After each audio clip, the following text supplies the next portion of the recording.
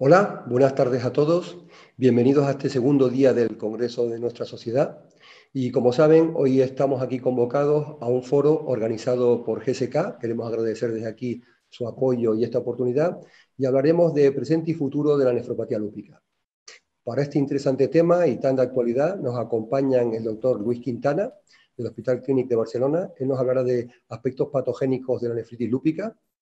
En la siguiente charla nos hablará la doctora Galindo y el doctor Morales del Hospital 12 de Octubre, de los servicios de reumatología y nefrología, para hablarnos del manejo clínico de esta entidad, dándonos una visión multidisciplinar de esta patología. Y por último, yo les hablaré de aspectos actuales y futuros de la nefritis lúpica.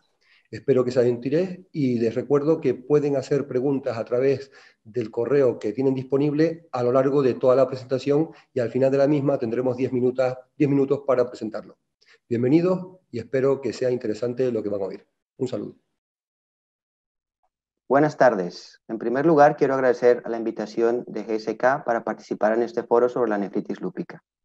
Yo les hablaré sobre la patogénesis de la nefritis lúpica e intentaré explicar la importancia de mejorar la caracterización molecular del daño renal en el lupus como fundamento para optimizar la respuesta al tratamiento. Esta es mi declaración de conflicto de intereses.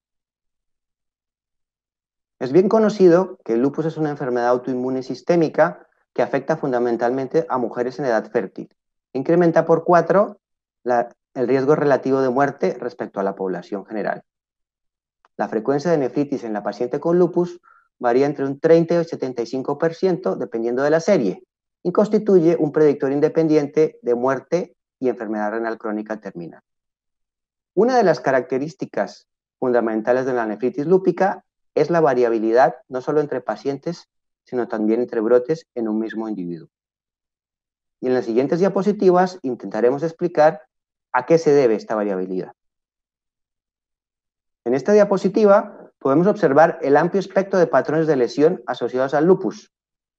Habitualmente nuestros pacientes consultan por proteinuria, por alteraciones del sedimento urinario, alteraciones de la función renal, pero aunque el abanico de formas de presentación es estrecho, los hallazgos en la biopsia pueden ser muy amplios e incluyen, como vemos en la diapositiva, hallazgos de nefropatía lúpica no proliferativa, clase 2, clase 5, hallazgos de nefropatía lúpica proliferativa, clase 3 y clase 4, y hallazgos o alteraciones renales no directamente relacionados con la clasificación histológica de la nefritis lúpica, como pueden ser la podocytopatía lúpica, la microangiopatía trombótica, la presencia de nefritis intersticial, la presencia de glomerulonefritis cristaloglomérulica o la presencia de necrosis tubular aguda.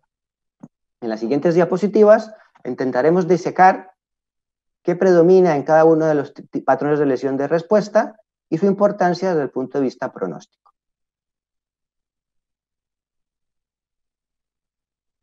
El lupus es una enfermedad autoinmune multifactorial contra el DNA y las cisteínas del propio individuo, en la que los factores de predisposición genética pueden favorecer la aparición de la enfermedad de una forma más agresiva.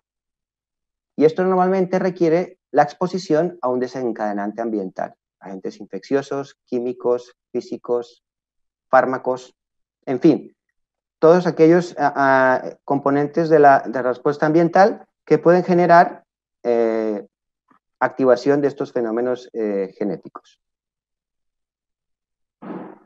Como enfermedad inmunomediada, puede activar tanto mecanismos innatos, complemento, fundamentalmente, como mecanismos de memoria, que en el caso del riñón conducen a una lesión lítica, en el caso de los mecanismos innatos, o una lesión inflamatoria que puede estar mediada en la formación de inmunocomplejos sobre los diferentes compartimientos tisulares que conforman el riñón. Sin embargo, la manifestación clínica puede estar mediada por diferentes mecanismos inmunes y las vías de señalización de diferentes mecanismos inmunes se solapan en un mismo patrón de inflamatorio renal.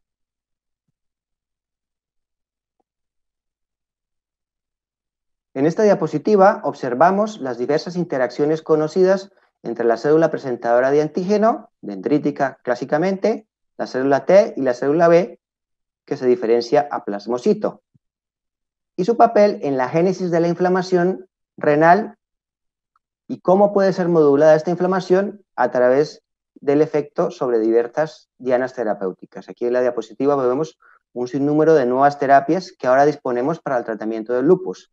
Esto hace que sea muy importante conocer los mecanismos de la inflamación de una manera muy específica para poder utilizar estos nuevos fármacos.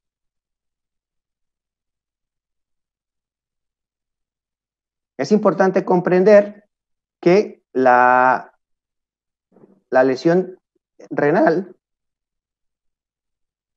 también puede tener un efecto o una determinación en función de la influencia de factores renales que localmente generan adaptación e inducción de tolerancia inmunológica, o bien por una lesión inflamatoria más severa, especialmente determinante en el riesgo de progresión, la aparición de fibrosis intersticial y atrofia tubular, pero también la misma fibrosis puede ser, por ejemplo, fuente de proteinuria y un mecanismo de progresión de la enfermedad renal. Incluso si previamente la respuesta autoinmune o la respuesta inflamatoria está controlada.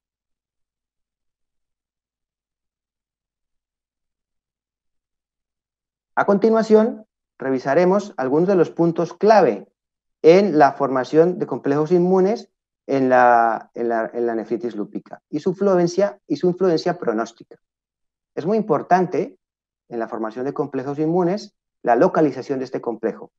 Clásicamente, las lesiones subendoteliales suelen ser más inflamatorias y acompañadas de antígenos de mayor tamaño. Las lesiones subepiteliales son lesiones no inflamatorias asociadas a antígenos de menor tamaño. Las propiedades biológicas de estos anticuerpos también juegan un papel fundamental en la severidad de la lesión. Cómo activa el complemento este anticuerpo, si genera precipitación de inmunocomplejos, la afinidad que genera sobre la fracción cristalizable de las inmunoglobulinas, la capacidad de formar redes, en fin, todos estos mecanismos determinan la cantidad del depósito y a mayor depósito, mayor severidad. Otro factor que es importante es el sitio en el cual se realiza la unión del antígeno con el anticuerpo. Normalmente cuando la localización es in situ, la lesión inflamatoria suele ser más severa. Otro aspecto importante a tener en cuenta es cómo es el entramado entre la actividad de la inmunidad innata y adaptativa. En esta diapositiva vemos cómo diversos agentes precipitantes de la respuesta en el lupus generan secuencias antigénicas que tienen la capacidad tanto de activar al complemento, a Toll-like receptors y Notch-like receptors en la respuesta innata para generar una lesión lítica mediada por el complemento, como también son capaces de activar la célula presentadora de antígenos y estimular la respuesta inflamatoria de memoria. Determinar en cada paciente o en cada serie de pacientes qué mecanismo predomina o si los dos están directamente imbricados es importante a la hora de escoger una terapia más selectiva. También es importante recordar cómo el complemento interacciona en la respuesta inflamatoria en la nefritis lúpica. El proceso inmunopatológico primario activa el complemento y contribuye a la respuesta inflamatoria y al daño glomerular. Y es importante, a través de la biopsia renal, confirmar si como clásicamente hay una respuesta adaptativa mediada más por la activación de la vía clásica del complemento o una respuesta innata mediada fundamentalmente por activación de la vía alternativa del complemento. Y también recordar que la activación de complemento en el lupus genera un efecto cascada con activación del sistema de la coagulación e incremento del reclutamiento leucocitario, que perpetúa la lesión y hace que sea de peor pronóstico. También la célula T y la inmunidad adaptativa en el lupus. El mecanismo de inmunidad mediada por células está poco definido, pero sabemos claramente que el microambiente citoquímico determina el patrón de diferenciación de la célula T. Así vemos en la diapositiva que cuando la presentación antigénica estimula la producción de la vía señalización del TGF-beta, se activa más la formación de células T reguladoras y una respuesta de tolerancia inmunológica, que en principio tendría menor impacto clínico y más tendencia a la remisión. En cambio, al otro lado del espectro, vemos cómo cuando esta actividad de TGF-beta está acompañada de interleuquina 6, interleuquina 17 e interleuquina 23, se activa más la célula TH17, que genera activación o producción de interleuquina 17 y de interleuquina 21, las cuales favorecen el reclutamiento de polimorfos nucleares y la formación, por ejemplo, de semilunas a nivel de la biopsia renal. Por tanto, el microambiente citoquímico determina el patrón de diferenciación de la célula T. Finalmente, vale la pena comentar que actualmente disponemos de la posibilidad de modular en diferentes dianas terapéuticas el desarrollo de la célula T dentro de la inflamación en el lupus.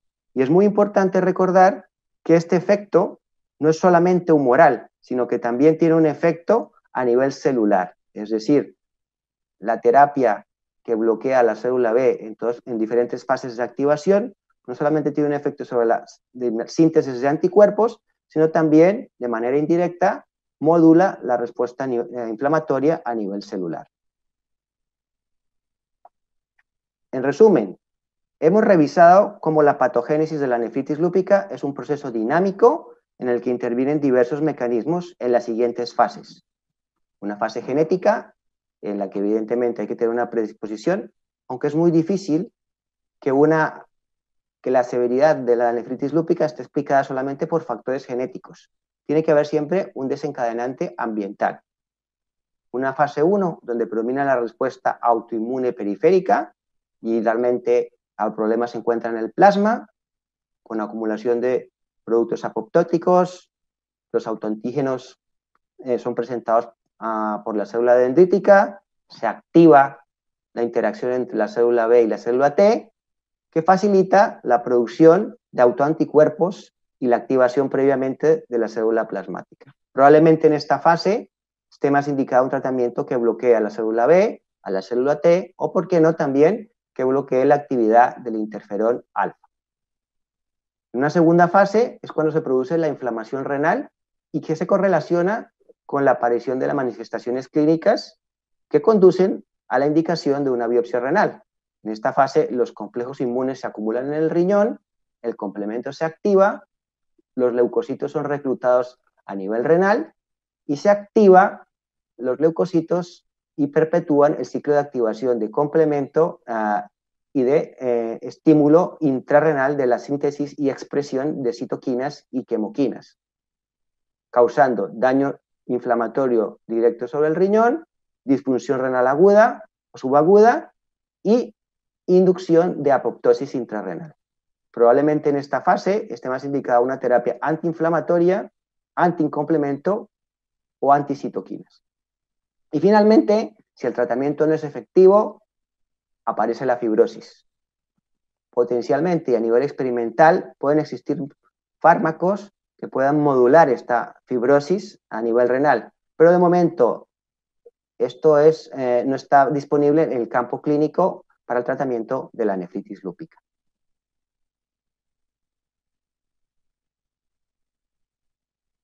Es de capital importancia la caracterización molecular de la respuesta inflamatoria en fluidos y tejidos para poder abordar la variabilidad clínica y generar una nueva taxonomía de la nefritis lúpica que permita individualizar la terapia y mejorar la respuesta terapéutica para poder conseguir mejorar la calidad de vida y el pronóstico renal en nuestros pacientes. Y de esta manera optimizar los hallazgos de la biopsia renal con nuevas herramientas y nuevas estrategias de medicina translacional. Necesitamos mejores biomarcadores que estratifiquen fisiopatológicamente el estadio de inflamación o lesión renal en la nefritis lúpica y que permitan establecer mejor el pronóstico y la respuesta terapéutica en nuestros pacientes. Para conseguir este objetivo, ahora contamos con las tecnologías omics, la proteómica, la metabolómica, la tecnología de single cell o la citometría de flujo en suero y en orina y en tejido renal. De esta manera entenderemos mejor la heterogeneidad de las células residentes renales y podremos realizar una terapia dirigida, individualizada y más segura que permita salvar más riñones de nuestros pacientes con lupus. Muchas gracias.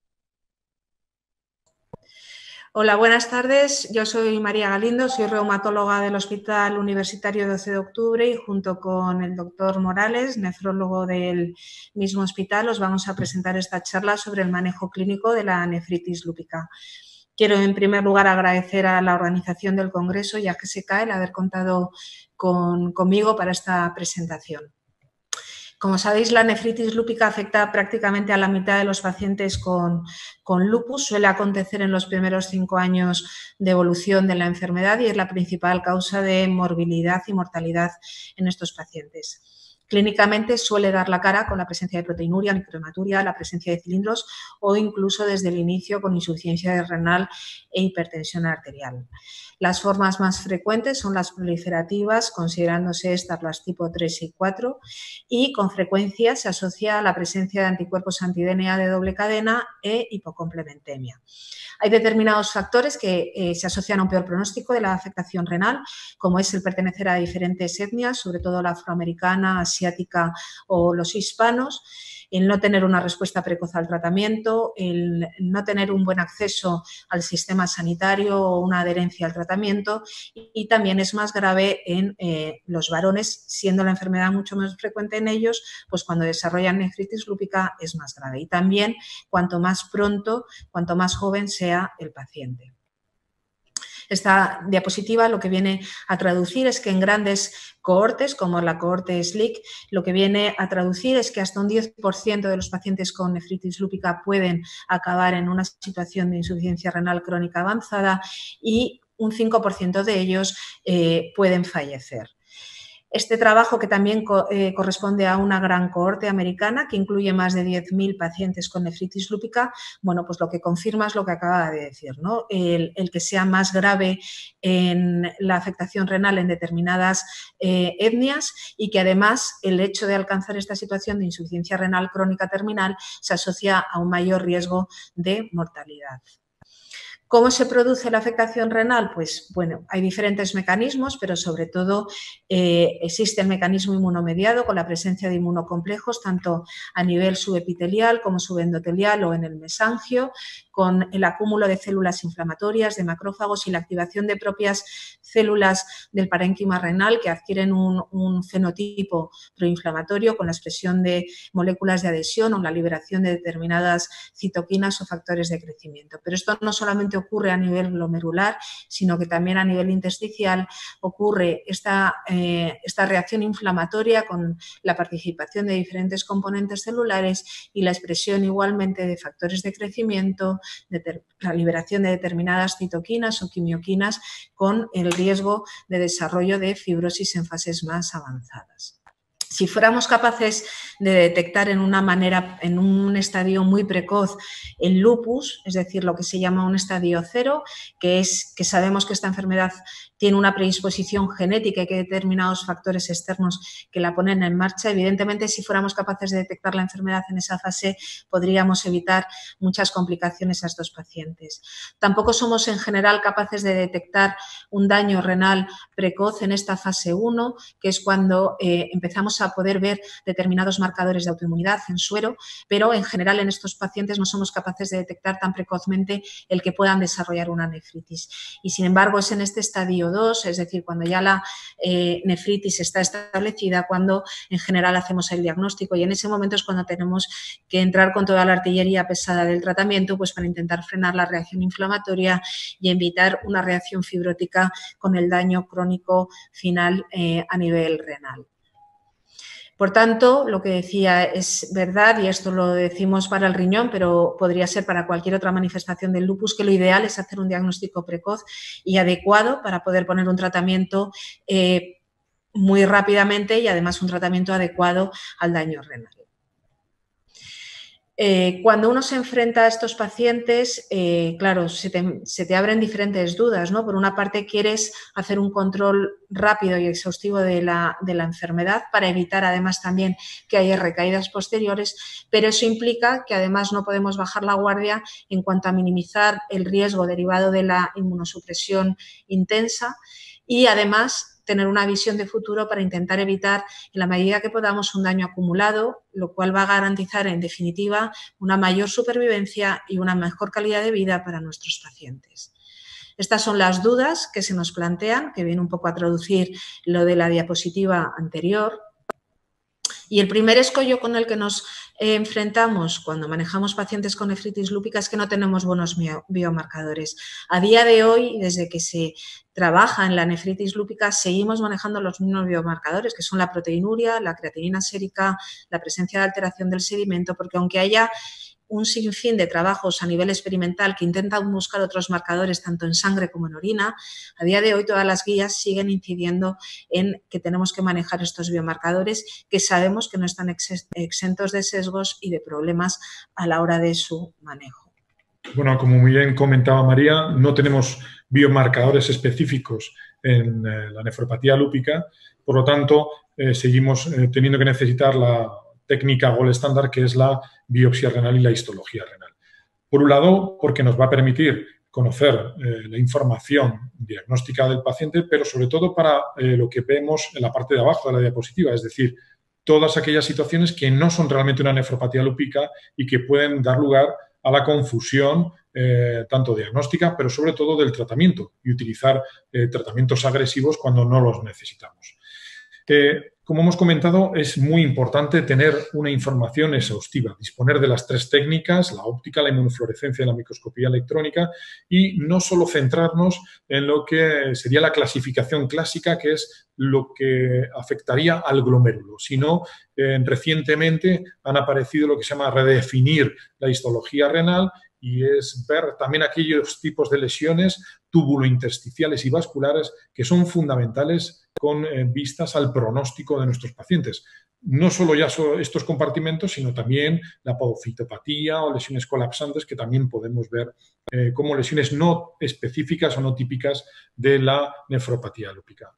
Por eso, en los últimos años han aparecido trabajos que van en esta línea de redefinir la histología, como este, que es lesiones túbulo-intersticiales y de atrofia tubular, clasificación extrapolada al mundo del trasplante renal, pero que confiere lo mismo que ocurre con el injerto, es decir, aquellos pacientes con lesiones importantes o severas túbulo-intersticiales o de atrofia tubular tienen un peor pronóstico tanto vital como desde el punto de vista renal.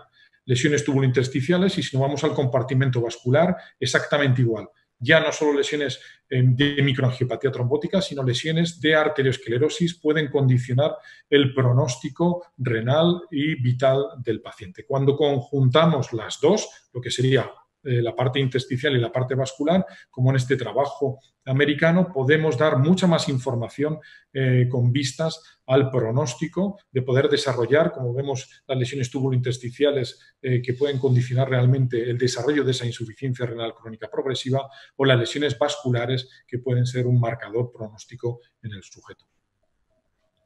Sin meternos demasiado en el tratamiento, puesto que es el objeto de la charla a continuación, sí que los objetivos, bueno, un poco lo que decíamos en la diapositiva anterior, es intentar alcanzar una remisión completa y, en el caso de que no sea posible, al menos una respuesta parcial, disminuir el riesgo de brotes futuros, frenar la progresión hacia un estadio de insuficiencia renal crónica avanzada, disminuir, por tanto, la mortalidad y minimizar los efectos secundarios de los fármacos utilizados.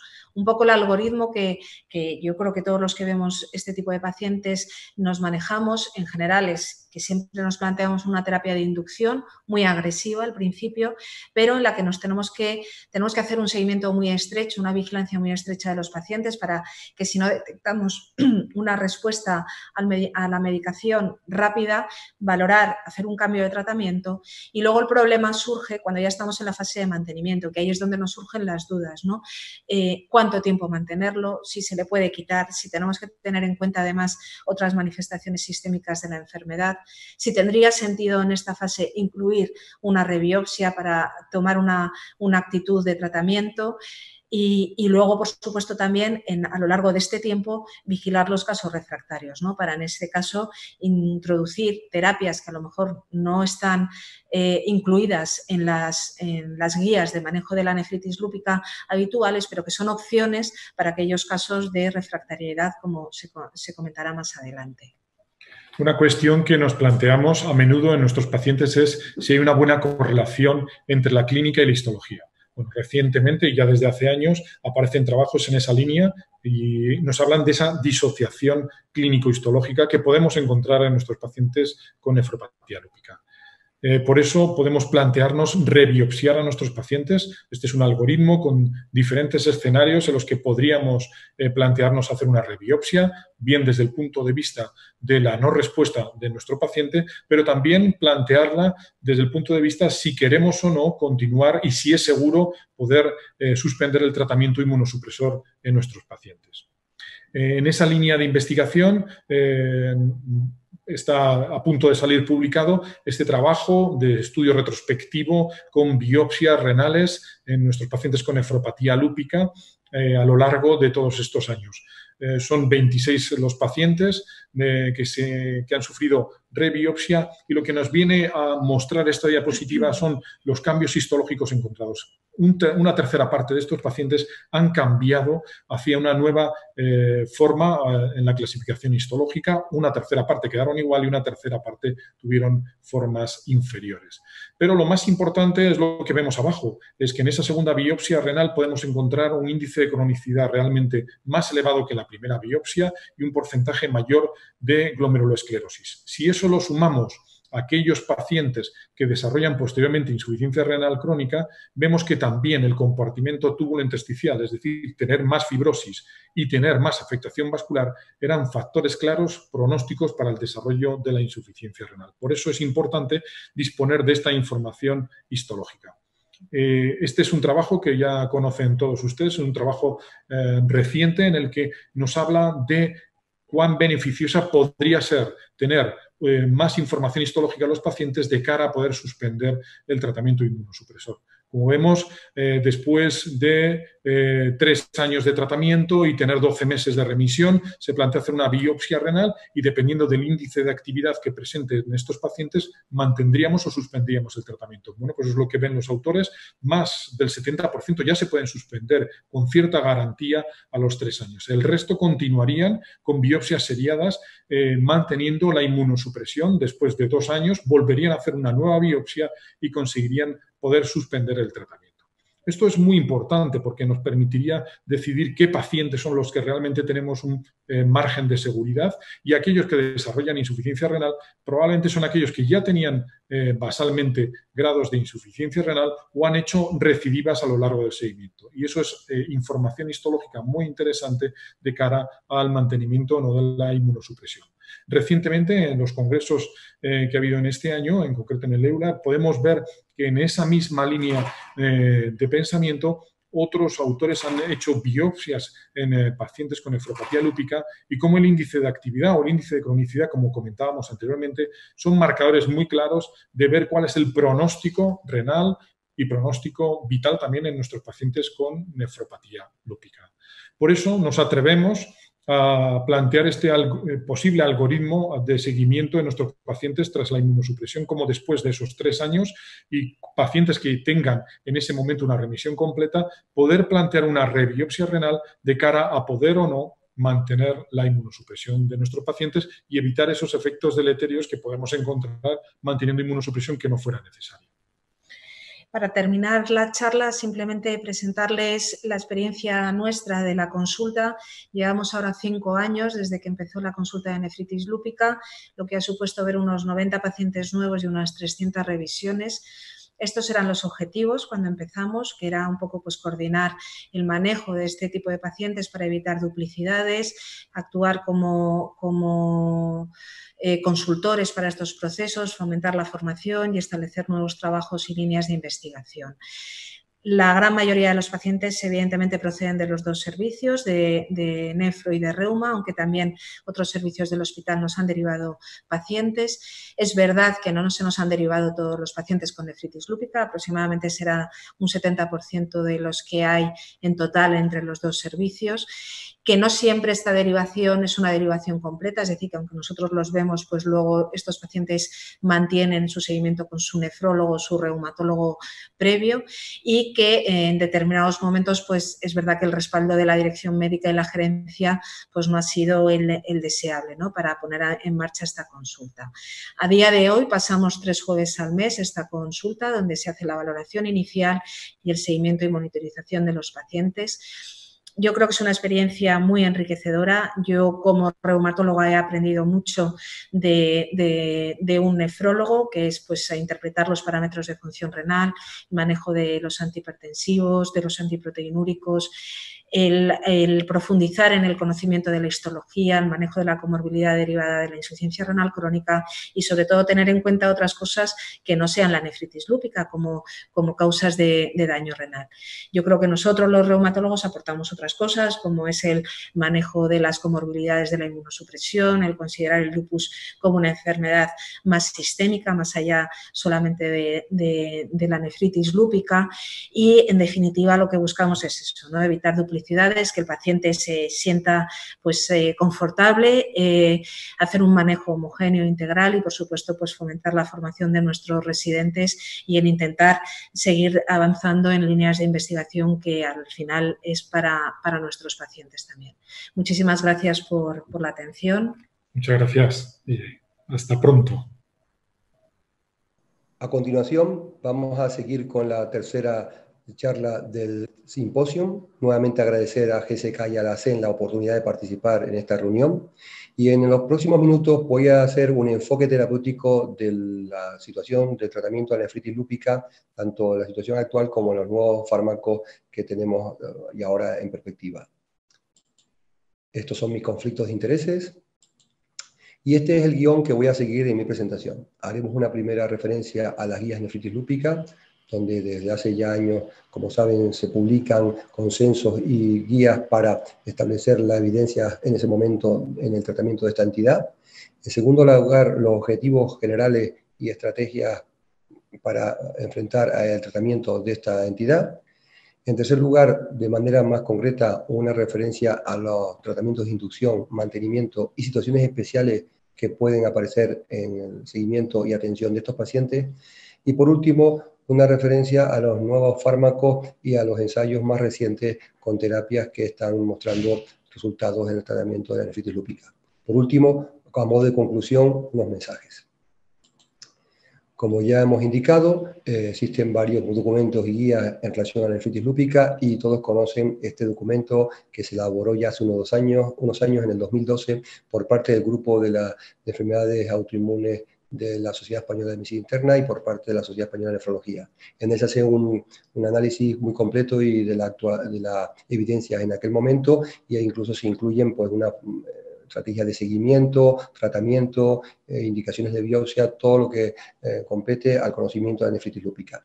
Recientemente hemos tenido acceso al borrador de las guías KDIGO el pasado mes de junio y que estarán a punto de publicarse, y en ella, en el capítulo 10, se estudia la nefritis lúpica. Es un capítulo amplio, muy completo, y como pasa en toda la guía KDIGO, para poder aportar más allá de las evidencias y estudios clínicos más robustos, pues incluyen unos puntos clave donde ponen a modo de algoritmo o tablas algunas actualizaciones del tema. También la Fundación Nacional del Riñón ha publicado recientemente una puesta al día de los conocimientos y el estado actual de la nefritis lúpica. Es importante hacer referencia a que el Ministerio publicó en el 2015, en el ámbito del Servicio de Evaluación de Nuevas Tecnologías, pues unas guías de atención y práctica clínica del lupus eritematoso sistémico, y en ella hay un apartado para la nefritis lúpica. Pero en la siguiente charla, la referencia más continuas se van a realizar a las guías publicadas recientemente de la EULAR y la EDTA-ERA. Estas guías, como vemos, participa también el doctor Praga por parte de la Sociedad Española de Nefrología, y también son unas guías que actualizan las previas del 2012. En aquellas había 28 recomendaciones, mientras que en las actuales aumentan este número, dado que aportan nuevas evidencias, sobre todo añadiendo en el tratamiento el uso de inhibidores de la calcinurina y bien la terapia multitarget. Por lo tanto, en estas nuevas guías el número de recomendaciones es hasta 41. Engloban todos los ensayos y publicaciones desde enero del 2012 a diciembre del 2018. Como habíamos dicho, una vez visto esta perspectiva, tenemos que saber ante un paciente con nefritis lúpica cuáles serían los objetivos del tratamiento y estrategia que vamos a plantear. En primer lugar, como no cabe otra posibilidad, es mejorar la supervivencia del paciente. Esto lleva acompañado preservar la función renal y que ésta sea a largo plazo. Para ello hay que prevenir el desarrollo de recaídas y brotes a lo largo de la enfermedad, lo cual obliga a tener una fase de tratamiento larga que llamamos tratamiento de mantenimiento, y con ello evitar el daño orgánico que se pueda producir. Y al mismo tiempo habría que manejar todas las comorbilidades asociadas a esta enfermedad y a los fármacos, dado que el uso de inmunosupresores lleva la necesidad, como veremos, de unos controles y de prevenir algunas lesiones. Y finalmente, otro objetivo fundamental es mejorar la calidad de vida del paciente con lupus y nefritis lúpica en concreto. Como decíamos, y veremos a lo largo de toda la fase del tratamiento, hay que tener en cuenta el manejo de aspectos generales que acompañan a una enfermedad glomerular y en concreto a la nefritis lúpica. Estos incluyen, por un lado, el control de los problemas cardiovasculares. Recordemos que son pacientes que suelen tener hipertensión y hiperlipemia, por lo tanto hay que tratar estas circunstancias, proponer hábitos de vida saludables, de abandonar el tabaco, de reducción de peso, y sobre todo por el beneficio sobre la proteinuria, el tratamiento de la hipertensión arterial por el bloqueo con fármacos que bloqueen el sistema de renina-angiotensina-aldosterona.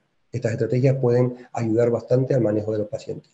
Y después una serie de acciones para prevenir efectos secundarios o para prevenir complicaciones. En primer lugar, evitar infecciones, con ello establecer si la presencia o descartar la presencia de tuberculosis o herpes zóster, valorar el estado de infección por virus B, HIV y establecer la vacunación correspondiente, proteger frente a la infección por pneumocitis carini y establecer un calendario vacunal adecuado a los fármacos que se usen. Proteger la masa ósea del paciente, con ello mediante densitometría y uso de calcio, suplementos de vitamina D o bifosfonato, proteger o el riesgo de cáncer asociado a la luz ultravioleta, con ello protectores solares. No olvidar que el uso de ciclofosfamida favorece o somete a riesgo el cáncer de vejiga, por lo tanto evitar pasar de dosis mayores a 36 gramos acumuladas. Y por supuesto proteger la actividad reproductora con criopreservación de ovocitos o espermatozoides, o bien fármacos para proteger el fallo ovárico. Y por supuesto, controlar los embarazos no deseados, y como veremos más adelante, haremos una reflexión y unas ideas para el manejo del embarazo en los pacientes con nefritis lúpica. Una vez establecidos estos objetivos y una vez puesto en marcha las medidas generales, tenemos que saber cuáles son los indicadores que nos van a orientar a conocer el grado de respuesta de la enfermedad. Como vemos, todas las unidades científicas han establecido unos criterios de remisión, ya sea completa, parcial o ausencia de respuesta, y las guías CEN y la SEMI del año 2012 también lo aportaban. Se considera remisión completa y todas coinciden en los valores: mantener una proteinuria o alcanzar una proteinuria por encima de 0,5 gramos, y que el filtrado glomerular que se mejore o se estabilice con un margen no mayor al 10% del basal. Y esto se tiene que alcanzar en un periodo temporal hasta 12 meses, aunque las guías que digo indican que incluso más allá de 12 meses. Es de destacar que las guías españolas insisten en que un parámetro a tener en cuenta es el sedimento. Por lo tanto, la remisión completa la considerarían si el sedimento es inactivo, o sea, ausencia de micromaturia, y que la albúmina en plasma también se eleve. La remisión parcial, pues coincide en todas las guías. Esto sería reducir la proteinuria por valores más del 50% del que ha alcanzado el paciente, o bien que el síndrome nefrótico se reduzca, y que el filtrado por lo menos no empeore o se estabilice a cuando menos hasta un 25% del valor basal. Esto también en los primeros 12 meses de seguimiento de la enfermedad. En esta remisión parcial coinciden todas las guías. Y la ausencia de respuesta se considera aquella situación donde no hay mejoría de la proteinuria, esta no baja por debajo del 50% de la previa, o bien el síndrome nefrótico persiste y el filtrado no se controla. Una vez establecido el diagnóstico y establecido las medidas generales, intentaremos establecer una estrategia terapéutica específica. De forma general, podríamos decir que en un primer momento habría que hacer una determinación si la situación clínica y histológica ante la que estamos es un evento no proliferativo o bien una forma proliferativa. En el primer caso, que estaría en las clases 2, las 5, cuando la proteinuria no es nefrótica, o bien las clases 3 y 4, cuando no tienen ninguna actividad, la inmunosupresión estaría dirigida a tratar las manifestaciones renales, junto con las medidas protectoras renales ya indicadas. Por otro lado, las formas proliferativas, donde incluiríamos la clase 3 y 4, ya sean activas o con grado de actividad y cronicidad importante, las formas mixtas, que serían estas dos, que se acompañan de clase 5, o bien las clases 5, donde la proteinuria ya es nefrótica. En estas tres circunstancias estableceríamos una inmunosupresión específica para tratar la nefritis lúpica, que ya veremos más adelante, junto con las medidas protectoras ya diseñadas. Y por último, hay daño renal que puede ser no debido a la nefritis lúpica como tal, como puede ser una necrosis tubular aguda, o bien formas asociadas a podocitopatías del lupus, bien microangiopatías trombóticas, o bien nefritis intersticial. Estos casos no forman parte de la actual revisión, pero se tratarían de forma específica según esquemas ya conocidos. Centrándonos ya en el manejo inmunosupresor de las formas proliferativas, como hemos dicho 3, 4 o bien mixtas con las 5, vemos que habría una fase de inducción. Esta fase de inducción es de inmunosupresión intensa. En ellas tendríamos una dosis inicial de metilprednisolona intravenosa a modo de ciclo de 1 a 3 días hasta de 1 gramo al día, para luego pasar a prednisona oral a dosis decreciente entre 0,5 y 1 miligramo kilo de peso día, no superando la dosis de 80 miligramos. En segundo lugar, junto a esta terapia, en la inducción podríamos optar o bien al uso de micofenolato en dosis de 2 a 3 gramos al día dividido en 2 dosis, o bien el uso de ciclofosfamida ya sea forma oral, en dosis de 1 a 1,5 miligramos de kilo peso día, o bien intravenosa en pulsos mensuales o en pulsos de 500 miligramos cada 15 días durante 3 meses. Todas estas estrategias iniciales de inducción se acompañan del uso de hidroxicloroquina a dosis de 5 miligramos kilo de peso día, junto con las medidas protectoras renales ya diseñadas. Una vez establecida la terapia de inducción, en un periodo no mayor a 6 meses, tenemos que valorar la tasa de respuesta que hemos alcanzado según los criterios anteriormente definidos. Y vemos que podemos encontrarnos entre un escenario favorable, esto que es que haya mejorado o haya una respuesta parcial al mismo, en cuyo caso ya pasaríamos a un tratamiento de mantenimiento, fundamentalmente con micofenolato o ácido micofenólico, y en algunos casos, sobre todo en casos donde haya posibilidad o intención de embarazo, usar la cetoprina. Y por supuesto descender los esteroides de forma gradual. Es destacar que el grupo de Cruces ha publicado alguna serie con un uso de esteroides más bajo y descenso más rápido con resultados muy buenos. Luego se haría un seguimiento hasta 12 y 18 meses, donde si se mantiene la remisión, intentaríamos reducir la inmunosupresión frente a una remisión parcial donde se mantendría esta. El otro escenario sería que nos encontráramos en una situación que no mejorara e incluso empeorara, en cuyo caso habría que establecer que nos encontramos ante una situación de refractariedad que tendremos que valorar por qué se produce, pero considerar ya el uso de fármacos combinados, ya sea el multitarget, como hemos dicho, unir micofenolato con un anticacineurínico, fundamentalmente tacrolimus, o bien también otra opción sería usar rituximab, 2 dosis de 1 gramo al día 1 y el día 14, para luego en situaciones más especiales pues usar plasmaféresis, inmunoglobulinas, ya se vería. En estos casos refractarios siempre hay que tener en cuenta, o en aquellos de remisión parcial, la posibilidad de realizar una biopsia renal, dado que puede confirmar el diagnóstico o bien determinar el grado de actividad o cronicidad que nos encontramos, o el hallazgo de otras entidades que requieren otro planteamiento. Es importante, sobre todo, analizar cuando nos encontramos ante una situación de refractariedad, dado que el impacto de esta sobre el pronóstico y sobre la evolución es muy importante. Por lo tanto, en un primer lugar, habría que valorar si realmente el paciente es adherente al tratamiento, ya sea mirando los niveles de fármaco, viendo si ha cumplido el calendario de infusiones. Segundo, valorar la necesidad de repetir una biopsia renal, en cuyo caso, pues ya hemos dicho, valorar, cambiar el tratamiento según dónde haya sido la inducción por micofenolato o ciclofosfamida en su caso, o bien plantear la terapia multitarget o rituximab, y en casos especiales la plasmaféresis o la inmunoglobulina. En situaciones especiales, como hemos dicho, habría que valorar otras opciones. En el caso de síndrome antifosfolípido, el uso de antiplaquetarios o anticoagulantes, por supuesto manteniendo la hidroxicloroquina. Y en el caso del embarazo, este se plantearía en situaciones de pacientes con nefritis lúpica estable, inactiva, durante más de 6 meses.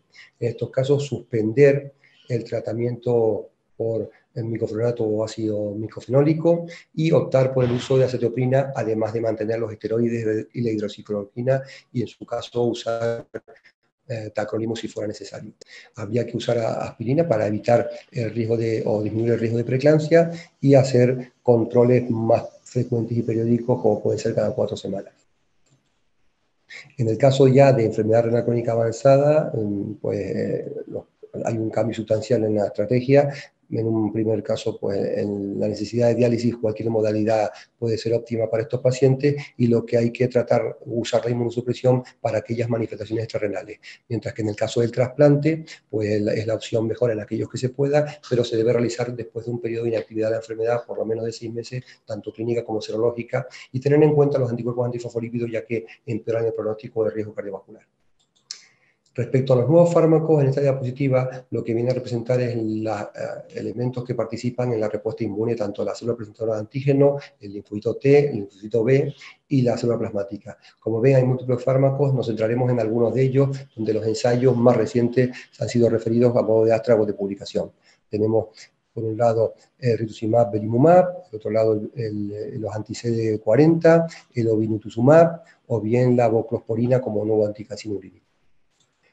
Estos serían los ensayos. Como ven, hay un gran número de ellos en fase 2, algunos ya en fase 3, y nos centraremos en los que están resaltados en esta gráfica. En concreto, tenemos por un lado el estudio Aurora, que es un fase 3 con voclosporina, que es un nuevo inhibidor de la casinurina. Se estudia la seguridad y eficacia de la voclosporina añadida al tratamiento estándar, que es micofenonato y prednisona, y es un seguimiento de 52 semanas, más de 350 pacientes. Y se observa que la adición de este inhibidor de casinurina al tratamiento estándar tiene unas tasas de remisión mayores que el tratamiento estándar. La tasa de eventos y eventos adversos y mortalidad fue la misma en los dos grupos, por lo tanto es una opción terapéutica y ha sido comunicada tanto en el Congreso de la EULAR como en la DTA.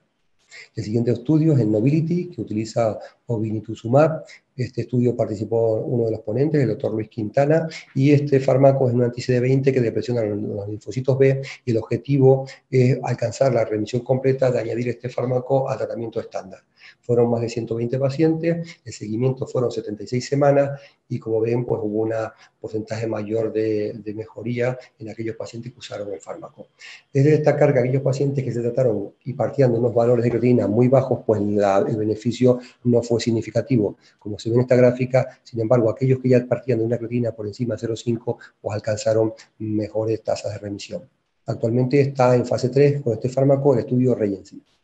Finalmente, y recientemente publicado en el New England, el uso del belimumab, que es un anticuerpo monoclonal inhibidor del factor activador del linfocito P. Este fármaco ya está autorizado para el tratamiento del lupus eritematoso sistémico desde el 2011, y vemos que en este caso el ensayo fue de mayor duración y mayor número de pacientes. Fueron más de 440 pacientes, 104 semanas de seguimiento, y eran pacientes con biopsia renal donde había nefritis lupídica activa clase 3, 4 o bien ambas con 5. El fármaco era de uso intravenoso y se enfrentaba a su combinación con el tratamiento estándar frente al placebo. Y como ven, en ambos casos, tanto para alcanzar el objetivo primario, que era respuesta renal, como el objetivo secundario de remisión completa, en el grupo tratado con belimumab se alcanzó a partir de las 24 semanas y se mantuvo durante todo el seguimiento con unas tasas del 43% y del 30% de respuesta, frente a una respuesta menor con el uso de terapia estándar solamente. Para concluir, los siguientes mensajes: ante cualquier paciente con nefritis lúpica habrá que valorar, y su pronóstico depende de ello, los síntomas de esta entidad, de los hallazgos en la biopsia renal, y por supuesto establecer una estrategia terapéutica eficiente y dirigida a los hallazgos referidos. En segundo lugar, el tratamiento tiene dos fases claramente definidas: la inducción de terapia inmunosupresora intensa, para luego un tratamiento de mantenimiento para consolidar esta respuesta y evitar las recaídas, que es muy relevante este hallazgo. Por lo tanto, será un tratamiento más prolongado y más suave, y esto sin duda no se consigue si no existe un manejo multidisciplinar del paciente, como hemos visto en la presentada por los compañeros en la charla anterior, y estableciendo foro decisiones terapéuticas compartidas, donde participaría también la información dada al paciente. Recordarles que en los próximos meses se está trabajando para elaborar y actualizar las guías realizadas por Medicina Interna y la SEN con la incorporación de la Sociedad Española de Reumatología. Muchas gracias y ahora pasaríamos al turno de preguntas. Hola, buenas tardes de nuevo. Aquí les saludo para iniciar el turno de preguntas. Quisiera felicitar de nuevo a los ponentes por las excelentes experiencias y charlas y a GSK por la oportunidad de este foro. Tenemos ya varias preguntas en la web que nos han dado. Y la primera pregunta hace referencia y ha llamado la atención el tema de la rebiopsia. Yo creo que las preguntas las pueden contestar cualquiera de los que estamos aquí, pero como han sido María y Enrique la que tenéis la experiencia y habéis propuesto ese esquema, que a mí me parece muy relevante, pues María, la pregunta sería, un poco esta rebiopsia supone un argumento más para decidir sobre el tratamiento, sobre la terapia de mantenimiento, duración, y con ello las ventajas y sobre esto. Y después tu experiencia en la misma línea con la consulta compartida, por el aprendizaje mutuo y la toma de decisiones sobre aspectos renales o bien extrarrenales. Brevemente, un poco que puedes aportar.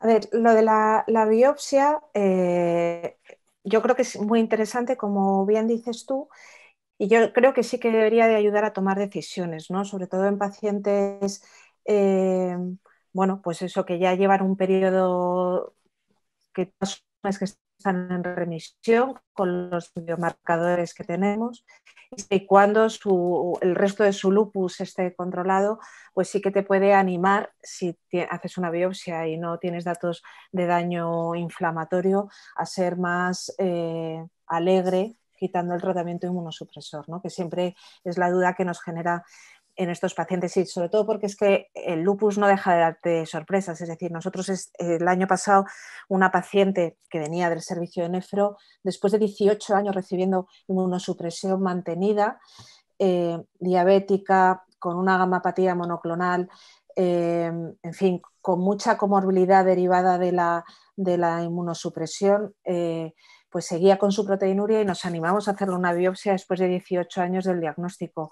Pues seguía teniendo una tipo 4 con datos de actividad en ese momento, ¿no? O sea, que no deja de sorprenderte que a priori podrías decir que fuera por su diabetes o su hipertensión, y no, es decir, había mucho dato de actividad, ¿no? Entonces yo creo que la histología es fundamental volver a hacerlo. Yo creo que es una técnica, bueno, yo no la hago, la hacéis vosotros, pero que no tiene tanta tasa de complicación como para que eso te eche para atrás. Y luego, en cuanto a la experiencia de la consulta, pues yo creo que es de lo mejor que yo he podido hacer en mis años de experiencia. No ha sido fácil pues porque, por ejemplo, la dirección médica al principio no entendía que es una consulta en el mismo despacho, estamos juntos, entonces eso a veces se interpreta como una pérdida de tiempo, es decir, que el rato que estamos juntos, pues Enrique podría estar viendo 10 pacientes y yo otros 10 pacientes pero se hizo precisamente por eso, porque son pacientes que se ven en los dos servicios, que unos les damos un mensaje, otro médico, sin ser mejor o peor el mensaje, pero al paciente al final le vuelves loco, ¿no? Y era un poco por unificar esos criterios. Y yo creo que en hospitales como en los que trabajamos, donde hay gente tan preparada en unas cosas y en otras, siempre es un plus de calidad para pacientes con patologías tan complejas como esta, ¿no? Y aportar lo que cada uno sabe, pues siempre es muy beneficioso. Y bueno, yo creo que es algo absolutamente recomendable y extrapolable. Yo recomendaría, vamos, que la gente se animara a hacer experiencias de este tipo. Genial, yo estoy de acuerdo que los datos ahí los tenéis, ¿no? Pero también he oído, aunque Luis no dio esa charla, pero ellos también tienen ese tipo de modelo de consulta y por lo que dices, bien. Yo creo que el momento actual es una oportunidad con este tema de las tecnologías, precisamente un congreso como este, pues puede incluso facilitar esa comunicación conjunta al paciente para darle un mensaje de confianza. A veces esa duplicidad de información al paciente le genera pues cierto conflicto. Entonces yo estoy de acuerdo que incluso el modelo actual de telecomunicación, telemedicina puede facilitar esto. Has comentado en el tema de la rebiopsia el tema de ese paciente, sobre todo la proteinuria, ¿no? Que es el marcador clásico y la función renal. Y yo quería pues enlazar esto con la charla de Luis, ¿no? Que hablaste, bueno, de temas novedosos, temas de fisiopatología más complejos, y hablaste de los biomarcadores, ¿no? Y una propuesta que tenéis ahí con participación también multidisciplinar. No sé, ¿qué esperas del biomarcador? Porque para el nefrólogo la proteinuria ya la usamos para todo y la creatinina, ¿no?